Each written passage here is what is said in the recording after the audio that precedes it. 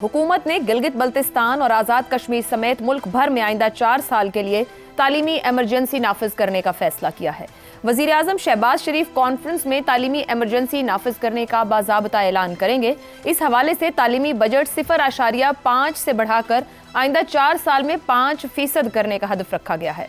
विफाकी वजारत तालीम के मुताबिक मुल्क में 2 करोड़ 60 लाख से जायद बच्चे स्कूलों से बाहर हैं। अक़वाम मुत्तहिदा के चिल्ड्रन एमरजेंसी फंड के मुताबिक आबादी के लिहाज से दुनिया का 5वां बड़ा मुल्क स्कूल ना जाने वाले बच्चों की आलमी फहरिस्त में सबसे ऊपर है।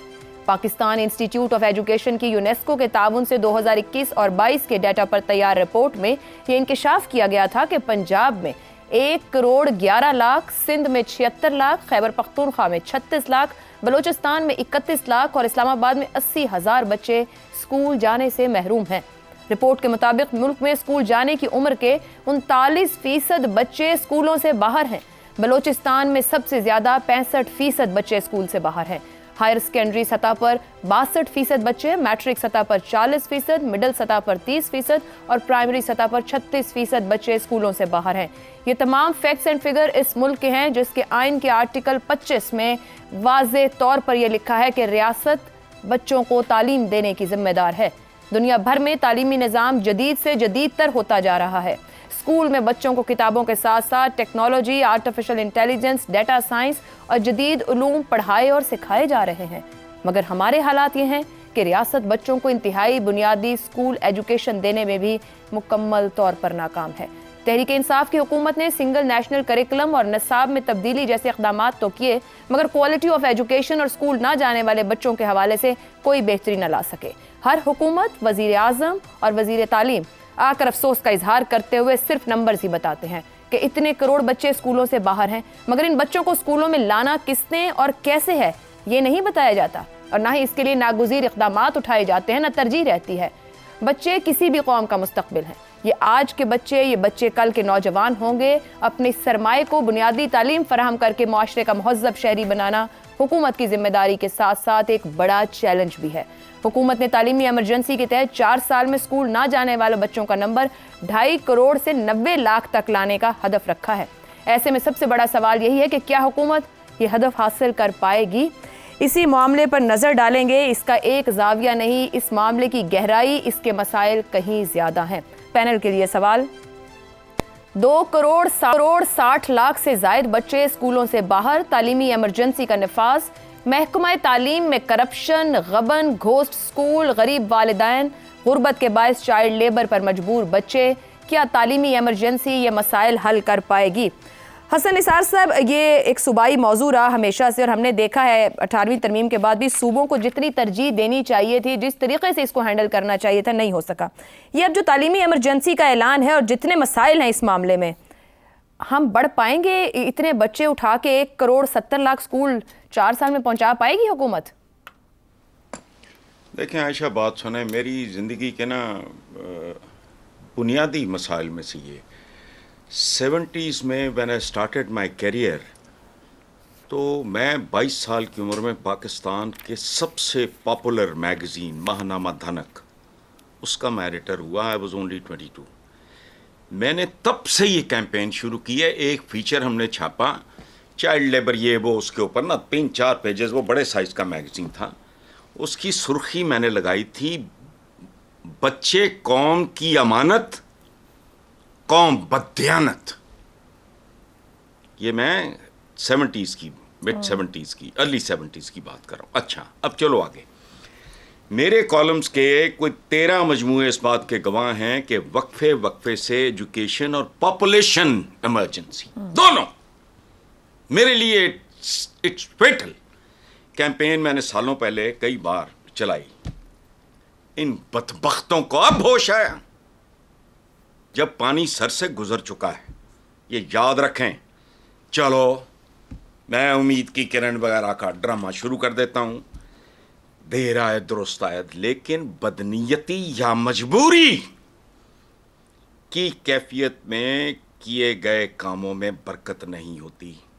फिर भी मेरी दुआ है कि, लेकिन इसके बाद एक खौफनाक सवाल है, जितना निसाब पाकिस्तान के جو لوور کلاسز شروعات جہاں فاؤنڈیشنز رکھی جاتی ہیں، جتنا گھٹیا، جتنا بازاری، جتنا سطحی، اگر وہ بلند نہیں ہوتا، اساتذہ کا معیار بہتر نہیں ہوتا، آپ کا جو سیلیبس ہے بچوں کا وہ بہتر نہیں ہوتا، جب تک تعلیم کا معیار اساتذہ کا، یہ انڈر پیڈ لوگ ہیں، چپراسی ہو جتنی تنخواہیں ہیں آپ کے ٹیچرز کی، اچھا، اور انوائرمنٹ، پھر فیملی، یاد رکھنا بہت ضروری ہے. بھوکا ننگا خاندان، ابا مارنڈے یا چپیڑا بے بینو، انہیں اسکول لے جا کے کی کرنا ہے. یہ بہت خوفناک بات ہے. میری ریسرچ اس پہ میں نے بہت جان ماری ہوئی ہے. اچھا، ایک زمانے میں جہانگیر ترین کے ساتھ میں جایا کرتا تھا یہ پتہ نہیں کون سے بیسک ہیلتھ یونٹس اور سکولز وغیرہ. اچھا، اساتذہ کیسے، ماحول کیسا، اور کیا تعلیم عہد حاضر کے تقاضوں کو سے سنکرنائز کرے گی؟ الفنان بے بکری، یا یہ، اور یاد رکھنا یہ گونگلوں سے مٹی جھاڑیں گے. یہ ووٹوں اور نوٹوں کے بھوکے لوگ ہیں، ان کے اندر درد ہی نہیں ہے. قوم کہاں پہنچی ہوئی ہے؟ صحیح ہو گیا. تعلیمیہ میں 76 سال کے بعد ڈوبی مرو، شرم بھی نہیں آتی. بات کیا کر رہے ہو؟ کب؟ ٹھیک ہو گیا. افتخار صاحب، کیا واقعی پانی سر سے گزر چکا ہے؟ سلیبس یعنی تعلیمی معیار تو ایک طرف، استاد کی وہ معیار اور صلاحیت کو آج جہاں میچ کرنا چاہیے، یہ سب سامنے رکھیں. اور پھر ساتھ ہی یہ بھی کہ وقت سے پہلے یہاں تو حکومتیں رخصت ہو جاتی ہیں، پروجیکٹس پہ سوالیہ نشان ہے. ایسے معاملات کو تو پرماننٹ ترجیح نہیں ہونا چاہیے، حکومت اے بی سی ڈی کسی کی بھی ہو. اتفاق کرتا ہوں یہ پرماننٹ ہونا چاہیے، کوئی آئے کوئی جائے، اس سے فرق نہیں پڑنا چاہیے. لیکن حسن نثار کے غصے اور تلخی میں جو بات ہے وہ بڑی امپورٹنٹ ہے. جس ملک میں سلیبس کا ہی آپ تعین نہیں کر پائے، جی، جو آتا ہے وہ ایک نیا سلیبس انٹروڈیوس کرنا چاہتا ہے، تو کیا ہوگا؟ کیا یہ ایسے نہیں چلے گا. اور آپ کہتے ہیں اساتذہ، یقین کریں یہ حسن نثار کی آبزرویشن 100% درست ہے کہ اساتذہ کو جو آپ تنخواہ دیتے ہیں آپ ان کی توہین کرتے ہیں. میں ان اساتذہ کی بات کرتا ہوں جو پرائمری اسکولوں میں پڑھاتے ہیں، جو ہائی اسکولوں میں پڑھاتے ہیں، جو سرکاری اسکولوں میں پڑھاتے ہیں. بالکل. ان کے پاس نہ ان کی ورکنگ کنڈیشن دیکھیں. ان اسکولوں کے اندر فرنیچر نہیں ہے، ان اسکولوں کے اندر پلینگ گراؤنڈز نہیں ہیں، ان اسکولوں کے اندر چار دیواری نہیں ہے، ان اسکولوں کے اندر باتھ روم نہیں ہے. اور آپ بچے کو کیا تعلیم دینا چاہتے ہیں؟ اور یہ بات کتنی افسوسناک بات ہے کہ ہم جو خرچ رہے ہیں اس کا کتنے فیصد ہم پرائمری اسکولوں پہ خرچ رہے ہیں. ایک نیا ڈرامہ ہم نے شروع کیا ہے، ہم نے کالجوں کو یونیورسٹیوں کا نام دینا شروع کر دیا ہے. جی. اور کالجوں کو یونیورسٹیوں کا نام دے کے ان کو ہم بے انتہا پیسہ دے رہے ہیں. اور جو ہمارے پرائمری اسکول ہیں وہ بالکل ہر آنے والے دن میں ان کی دیواریں بھی گرتی جا رہی ہیں، ان کی چھتیں بھی گرتی جا رہی ہیں. تو اس ملک میں آپ یہ توقع کرتے ہیں کہ اب کوئی بہتری ہو. I'm very sorry. اور اب تو اس حد تک تو وزیر اعظم یہ جو تعلیمی ایمرجنسی کریں گے یہ کیا ہے؟ صرف آپ دیکھیں، جب تک تعلیمی ایمرجنسی کی پوری ڈیٹیل ہمارے پاس آئے گی کہ ان کے کیا اسٹیپ نمبر 1 2 3 4 کیا ہوں گے، تب اس پہ ہم بات کریں گے. لیکن میں جو صورتحال آج میں فیس کر رہا ہوں یہ بات بہت بنیادی ہے کہ ایمرجنسی کا احساس آج کیوں ہوا. اور خاص طور پہ اس دوست کو جو پرائم منسٹر ہے، کیا یہ پرائم منسٹر مختلف حیثیتوں میں نہیں رہا؟ کیا یہ چیف منسٹر پنجاب کا نہیں رہا؟ کیا اس کی پارٹی اقتدار میں مسلسل کئی سالوں تک نہیں آئی؟ یہ آج تو نہیں ایمرجنسی کا کانسیپٹ آ گیا نا. اب ہم کہاں کھڑے ہیں؟ افتخار صاحب، صرف پنجاب میں 1 لاکھ سے زائد اساتذہ ہیں، جو قلت ہے، شارٹیج ہے. میں کوالٹی آف ٹیچر یا اس گھوسٹ ٹیچر کی بات نہیں کر رہی، 1 لاکھ خالی جگہ ہوں گی. آپ 1 لاکھ خالی ٹیچرز کی بات کر رہے ہیں. میں تو اس بات پہ اور دکھی ہوں کہ ہم اپنے ہمسایہ ممالک جو ہے ہندوستان سے نہیں سیکھتے. اب وہاں پہ کیرالہ ہے، وہاں پہ دلی ہے. کیرالہ میں 90% بچے اسکولوں میں جاتے ہیں. جوتی باسو نام کا ایک وہ چیف منسٹر تھا، اس نے یہ کیا. آپ کا کیجریوال ہے، کیجریوال کے اسکولوں میں 99.7% وہ کہتا ہے کہ میرے جو بچے پرائمری اسکولوں میں پڑھتے ہیں ان کے رزلٹ جو لوگوں کے بڑے مہنگے اسکولوں سے بہتر ہے. اور اس کا یہ وعدہ ہے کہ 4 لاکھ بچے ان اسکولوں سے پرائمری اسکولوں میں آئے ہیں. ہمیں ان سے لرن کرنا چاہیے، ان سے سیکھنا چاہیے کہ کیا چیز ہے. ہم سیکھنے کو تیار نہیں ہے. آپ ایمرجنسی کی بات کر رہی ہیں، ایمرجنسی کی ڈیٹیل ہم سے شیئر کی جائے، پھر ہم اس پہ اپنی رائے دیں گے. اگر یہ سٹیپ ہے اچھائی کے لیے تو میں اس کو سپورٹ کرتا ہوں. درست ہے. افسر صاحب، حکومت 4 سالہ تعلیمی ایمرجنسی نافذ کرنے جا رہی ہے. ایک صوبائی سبجیکٹ ہے، ہر صوبے کے اپنے مسائل ہیں. کتنا تعاون درکار ہوگا اور کیا صوبوں کو آگے بڑھ کے اس معاملے کو اب پکڑ نہیں لینا چاہیے؟ اس میں ڈپینڈ کرتا ہے کہ اس ایمرجنسی میں کیا کیا کس کس بات پہ ایکشن لیا گیا ہے یا باؤنڈ کیا جا رہا ہے صوبوں کو، اس پہ بہت ڈپینڈ کرے گا، اور میرا خیال ہے کہ صوبوں کو اعتماد میں لیا جانا چاہیے.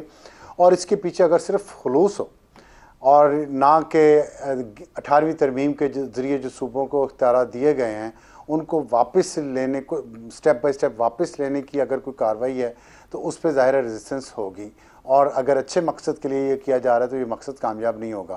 اس لیے خلوص نیت دونوں طرف سے بہت ضروری ہے، صوبوں کی طرف سے بھی اور وفاق کی طرف سے بھی، کیونکہ یہ بات ہمیں پہلے ماننی پڑے گی کہ ہمارا نظام تعلیم تباہ ہو چکا ہے اور یہ ماڈرن تقاضوں کے مطابق نہیں ہے. اور دوسری بات یہ کہ اس میں اگر، اور یہ ایک ٹائم اسپیسیفک ہونا چاہیے، اگر صوبوں سے کچھ اختیارات واپس لیے جاتے ہیں یا ان کی فنڈنگ کے استعمال پہ کچھ ریسٹرکشن لگائی جاتی ہیں.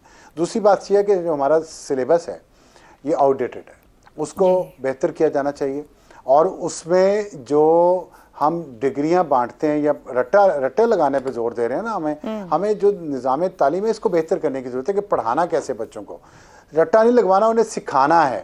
وہ سکھانے کا جو سلیبس الگ ہوگا، اور اس پہ سکھانے میں بھی پھر آگے دو راستے بہت جلدی بننے چاہیے بچوں کے ایپٹیچیوڈ کے مطابق، کہ انہیں آپ نے سائنٹسٹ بنانا ہے، انجینئر بنانا ہے یا ڈاکٹرز بنانا ہے، یا پھر انہیں سوشل سائنسز کی طرف جانا ہے.